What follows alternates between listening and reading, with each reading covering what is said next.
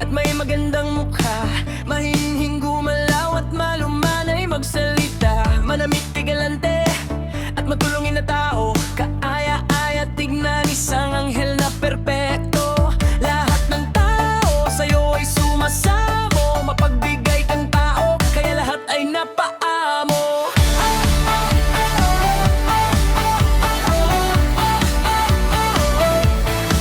Pilit mong tinatago ang katangian mong tunay upang hindi mabulgar ang ugali mong taglay.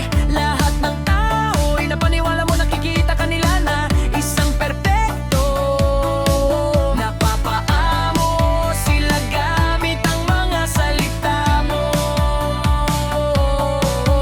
Pagkatapos makuha ang loob ay ginagamit mo.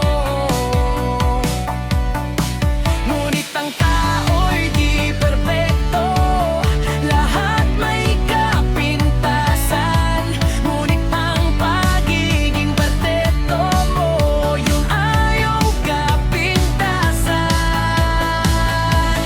Para kang anghel, ikaw ang takbuhan, lahat ng tao hangad di kay samahan. Lahat ng gusto mo, kaya mong kamtin, walang limitasyon ang kaya mong gawin.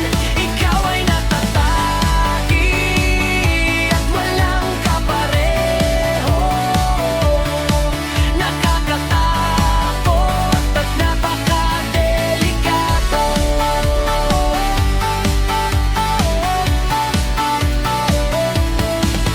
Magaling magmanipula gamit lamang ang iyong labi, kumitil ng buhay sa'yo ay napakadali. Ang liit ng tingin mo sa buhay ng tao, tataldi lang tao, isa ka ding diablo. Gusto mo ling masunod ang hangarin mo, na ikaw lang ang matira sa mundo to.